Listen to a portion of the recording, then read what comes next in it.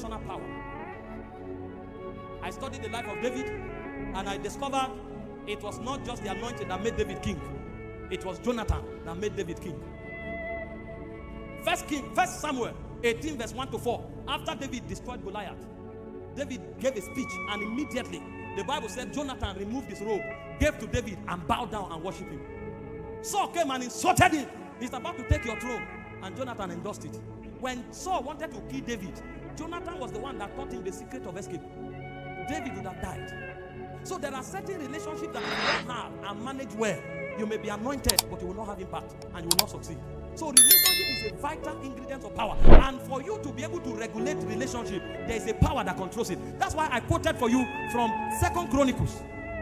1 Chronicles 12:22. The Bible said daily men joined themselves to David until his host became like the host of God. There is a power that controls relationship. When you see people gathering around somebody, there's something he has, and there is something he's using to nurture that thing that he possesses. People don't have time. If people have time for you, there's a power in your life, and that power demands certain consecration for it to be sustained. How do you sustain relational power, which is very vital in your rising? Number one, wise comportment. 1 Samuel 18 verse 14 to 16. The Bible said David behaved himself wisely before the king, and so the king became afraid of him. They said, but the whole of Israel submitted to David. You can't live anyhow and expect to command the admiration of people. People have standards. People have moral values. They admire you to the degree that you align to standards and moral values. You live carelessly, nobody can associate with you. That's why even people that people associate with, when they violate moral codes, people leave them. And you find them angry that hey, those who are loyal to you in your hard time. Or that hard time is different from scandal and ridicule. Don't live carelessly and expect people to endorse you in evil. You see them using all kinds of manipulation, but I gave you food. Moral values are superior to food. If you violate them, men will desert you. You want to command relational power, then you must comport yourself wisely. Live your life according to value systems. Number two, how to sustain relational power. Genuine love for people and not what they have to give. The moment people discover that you are a parasite, you will irritate them. Anybody who can sustain relationship is somebody who loves people genuinely. John 21 verse 15 to 16. Jesus came to Peter and said, Simon, lovest thou me more than this? He said, Lord, you know I do. He said, keep my sheep, my lamb. Simon, lovest thou me more than this? Lord, you know I do. Keep my lamb. 3 times. The third time, lovest thou me more than this? He said, yes, you know. He said, keep my sheep. No relationship thrives except as love is proven. There are people who only call you when they have needs. The moment you see their call, there's no food at home. The moment you see their call, they need school fees. The moment you see their call, they need small cash. If they do it once, twice, thrice, the next time they call, you block them. It's not your fault. Everybody hates parasites. It's a wicked disposition. And so if you want to build the power for relationship, you must be selfless and sacrificial. Only sacrificial people can sustain relationship and purpose-driven relationship.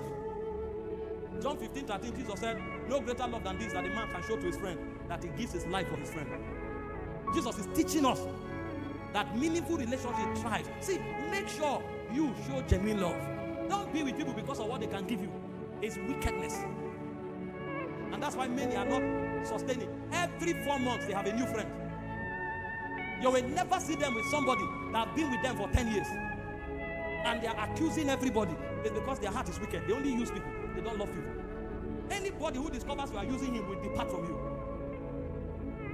Number 3, how do you build relational power? Is by sustaining integrity.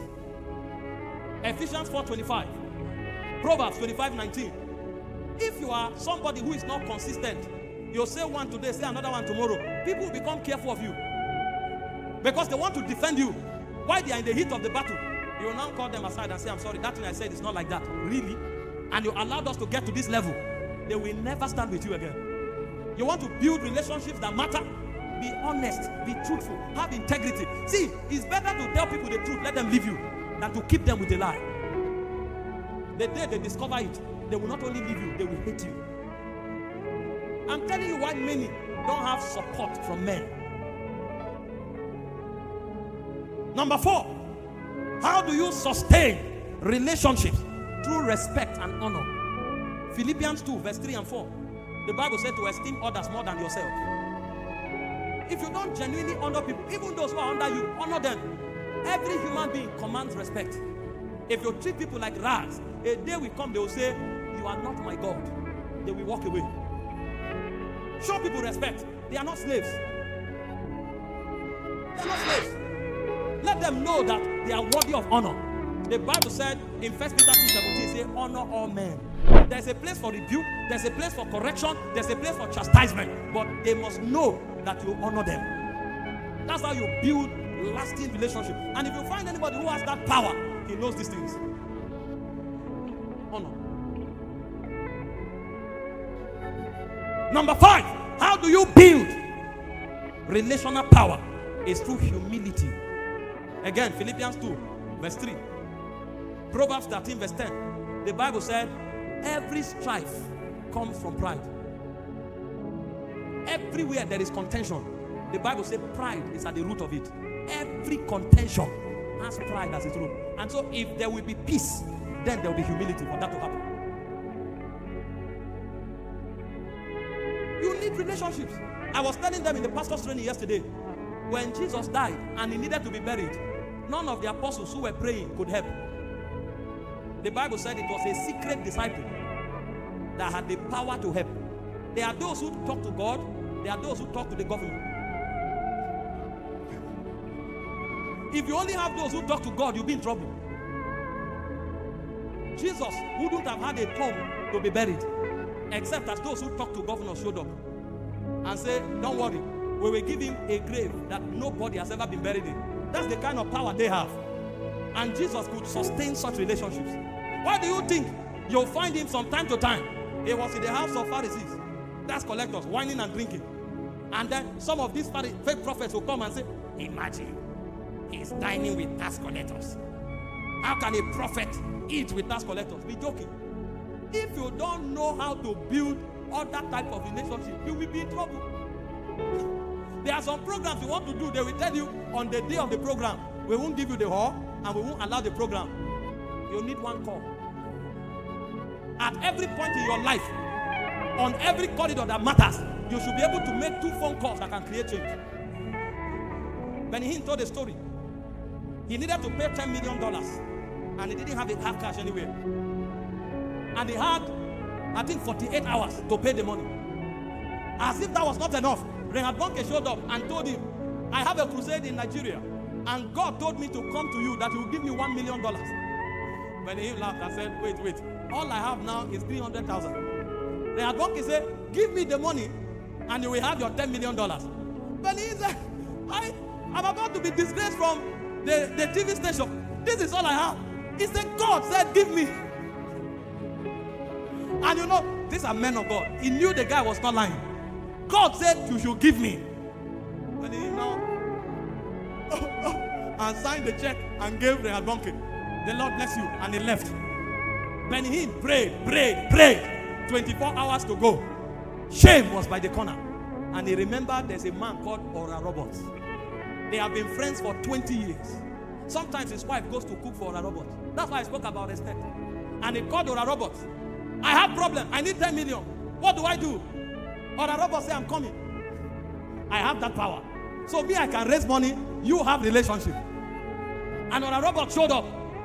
And when he flew him down, went to the studio, they did a program. He was thinking Orokpo to start quoting, give, it shall be given unto you, the liver soul shall be made fat. Orokpo didn't say anything. When he finished teaching and preaching, as he was rounding up, he said, Benny Hinn is in trouble, help him. And left. Benny Hinn was so angry. I flew you down here, I'm going to give you honorarium. Is this all you came to say? Orokpo said, that's enough. And he left. 6 hours later, some Arabs began to call. Not Christian, Arabs. And when they call, we heard Benny Hinn has problem. Send us the account. They will send 1 million.